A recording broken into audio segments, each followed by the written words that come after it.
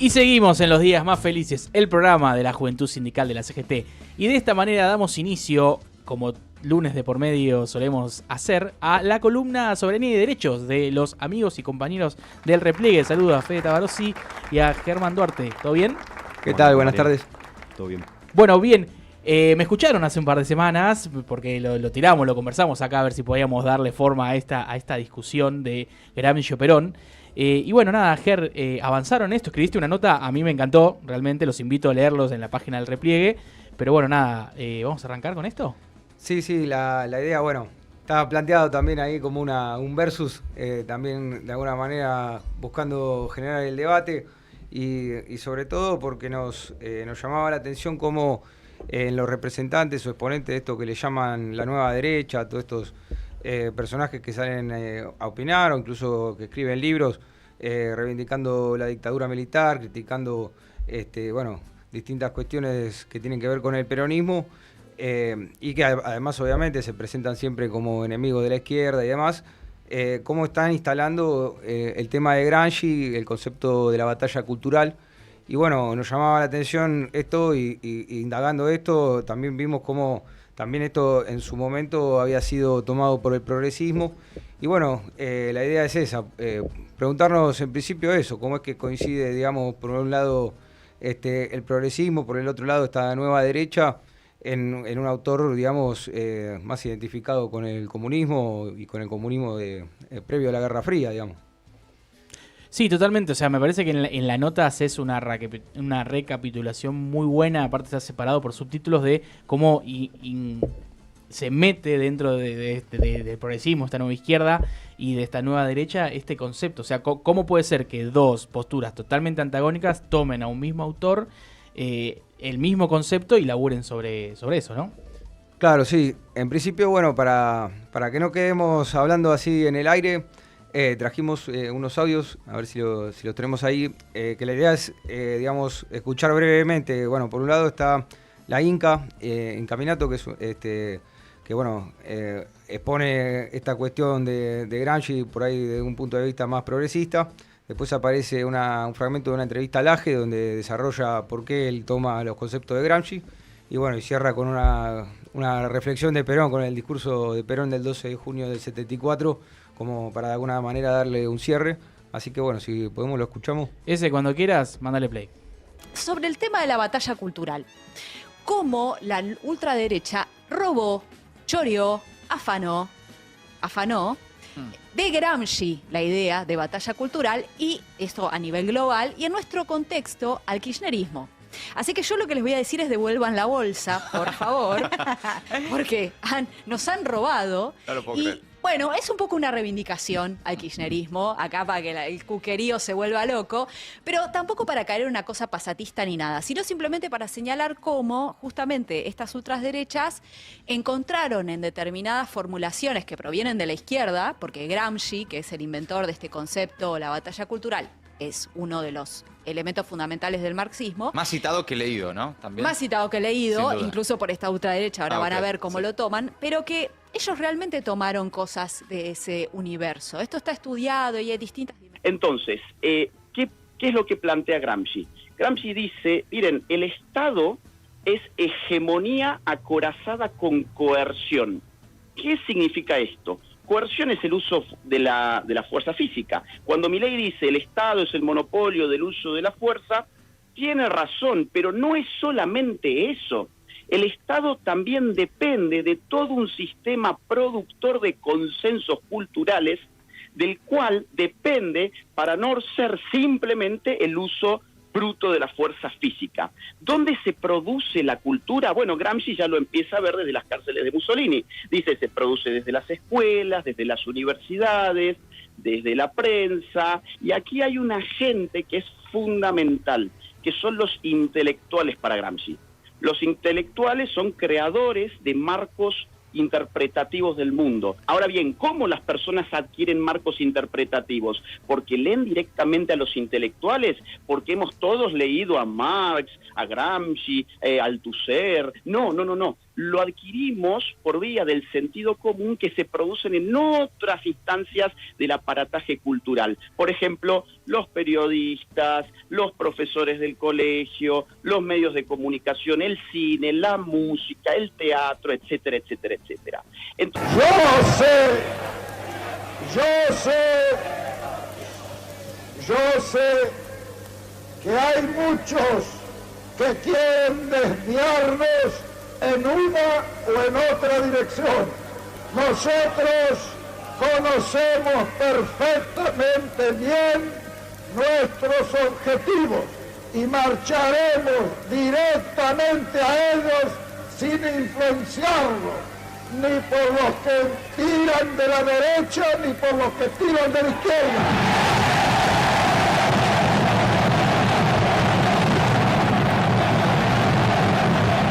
Cuando el pueblo tiene la persuasión de su destino, no hay nada que temer, ni el engaño, ni la violencia, ni ninguna circunstancia podrá influenciar a este pueblo en un sentido negativo, como tampoco podrán influenciarnos a nosotros para que cambiemos una dirección que sabemos que es la dirección de la patria. Bueno, ahí, se dijeron un montón de cosas en estos audios, pero me gustaría arrancar por lo que plantea el AGE, que bueno, o sea, dicho en esos términos tan fríamente, me parece que estamos hablando de conceptos abstractos, pero esto tiene una consecuencia concreta, que es lo que estamos viendo desde que arrancó este gobierno, toda esta política de financiamiento de la educación pública, el cierre, por ejemplo, de TELAM, que hemos estado con la Juventud Sindical llevando nuestra solidaridad siempre a la lucha de los trabajadores, sean TELAM y sean todos los medios nacionales que han cerrado. El tema, habrá una cosa que si uno lo habla en el ambiente del teatro o en el ambiente del cine, una de las cosas que no se explican es estás atacando al Inca, estás atacando, entes autárquicos del Estado que se manejan además con financiamiento propio de la recaudación de entradas, con lo cual ni siquiera es que hay una cuestión presupuestaria o fiscal.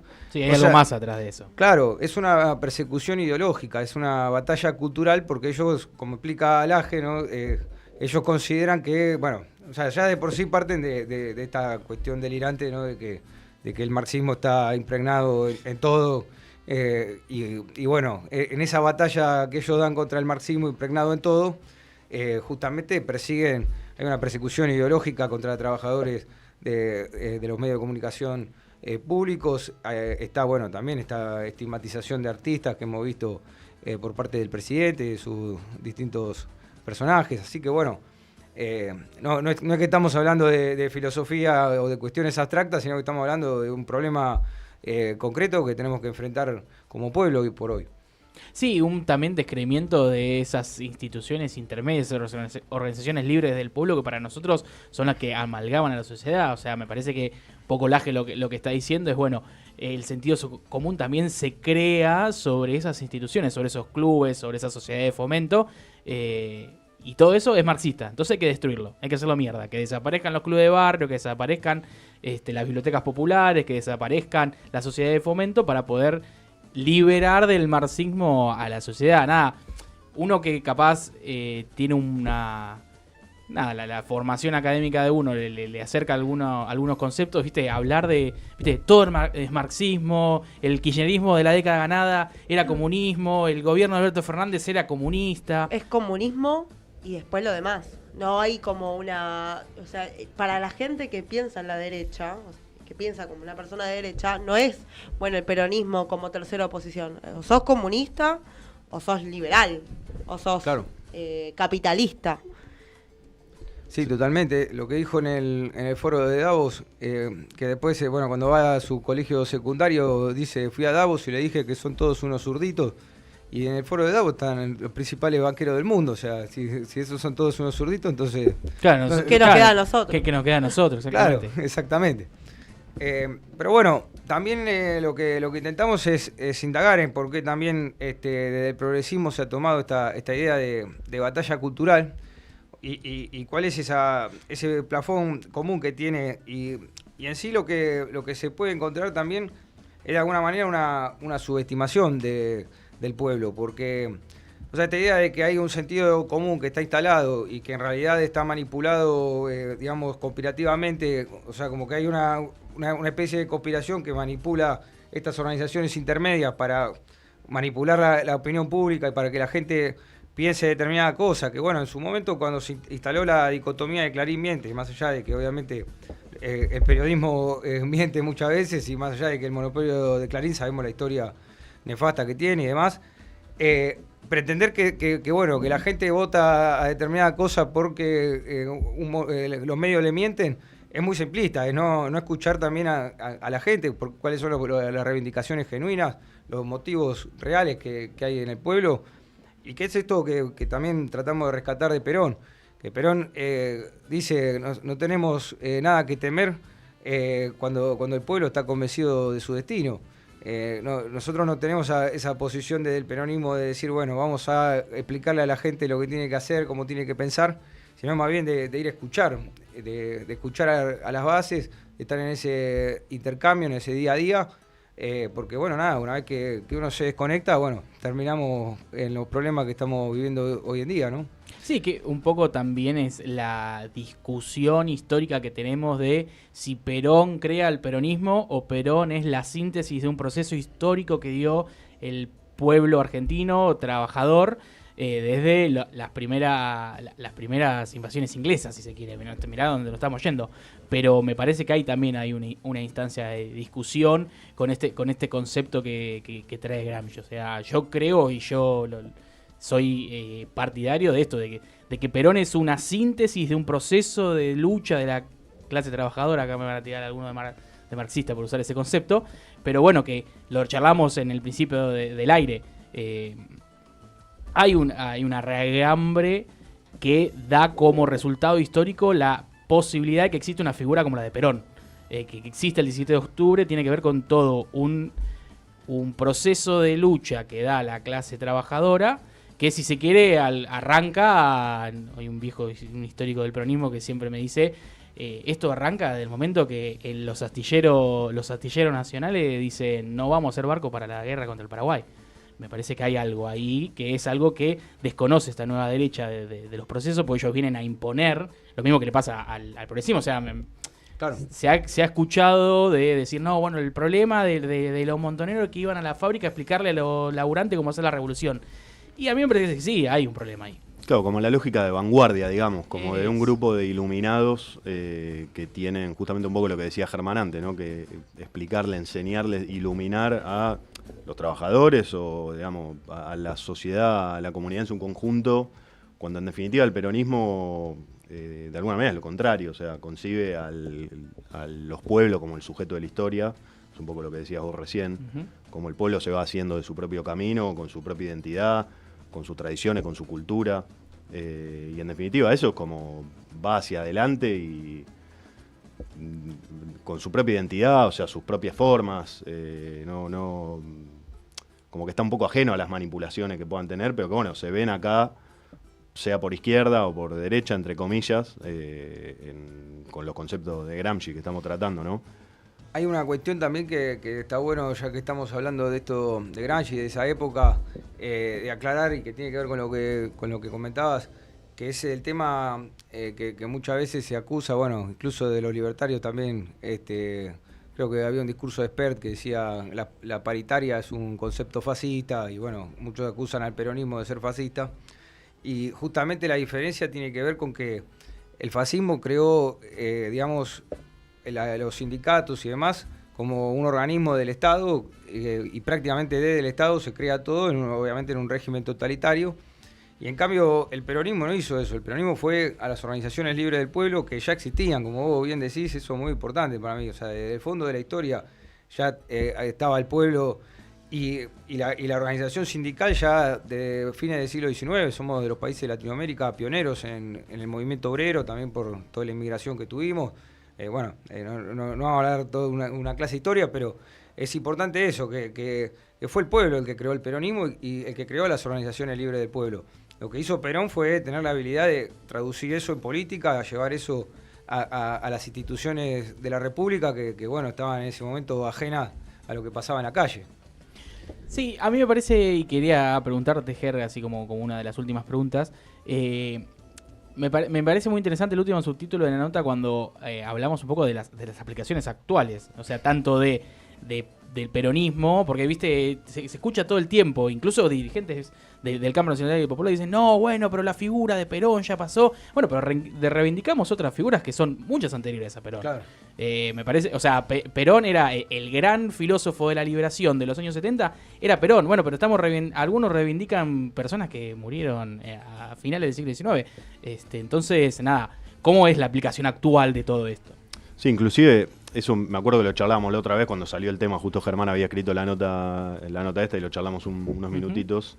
Como, en definitiva, Perón, más allá de su vigencia, totalmente con lo que decís vos, ¿no? De repente lo encontrás al presidente ahora citando a tipos de austríaco, vaya de uno a saber dónde, de hace 100 años, 150 años, cuando Perón es un tipo que escribe hasta el 74 y le habla directamente a los hombres, a las personas del 2000, que somos nosotros, digamos, y ni hablar en particular con el modelo argentino para el proyecto nacional. O sea, es un legado, digamos, un manual de operaciones y de sentido para nosotros, para los hombres del 2000. Eso por un lado, o sea, la vigencia de Perón y también la figura del Papa, ¿no? Cómo en definitiva, por cuestiones también políticas y de cómo se contamina la figura por cuestiones ideológicas o demás, mucha gente de un lado o del otro se priva de escucharlo, de leerlo, de conocer la lógica del argentino más grande de la historia, digamos. Sí, y bueno, y sobre este punto que vos planteabas, hay un tema que es que también por ahí estamos formateados muy en la política de cómo era en el siglo XX y sobre todo los 90, a principios de los 2000, donde, bueno, esto que decíamos de la lógica de Clarín Miente y demás, los medios de comunicación masivos en esa época tenían un rol que es distinto del de las redes sociales, porque... O sea, antes se podía decir o Clarín miente o no sé, se podía atacar o no sé, el programa de Tinelli o el de Susana o lo que sea, pero todos los días uno iba al colegio, iba al laburo, iba a donde sea y la gente hablaba del programa de televisión que vio la noche anterior. Todo el mundo había visto el mismo programa. Por más que uno diga ese programa le lavó el cerebro o ese programa lo esclareció, vio el mismo programa. En cambio ahora, las redes sociales lo que hacen es dividir a vos... vos sos parte de un auditorio de un youtuber que llega a 100.000, pero después tenés otro que llega a 50.000, otro que llega... Y así... El algoritmo, perdón. Es como que se basa en el algoritmo. Vos que sos una persona, claro, capaz que sos peronista, pero te viene con cierta información y otra persona al lado, un compañero tuyo que viene de la misma formación, todo el mismo algoritmo le cambia y tiene... Como vos decís, tenés un montón de youtubers, un montón de streamers, un montón de tiktokers que te hablan de lo mismo, capaz, pero en diferente perspectiva, o se rigen como que son peronistas, pero tienen diferentes opiniones, vendría a ser, como que se abren. Claro.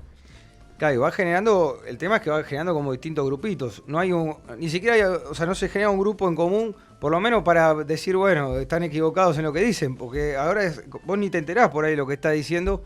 Lo cual, bueno, le pasa a mucha gente que incluso en su casa, de repente un pibe o un familiar o algo, que vos decís, ¿de dónde sacó todo este discurso? Y bueno, porque justamente por ahí se vincula más con las redes sociales que con la familia.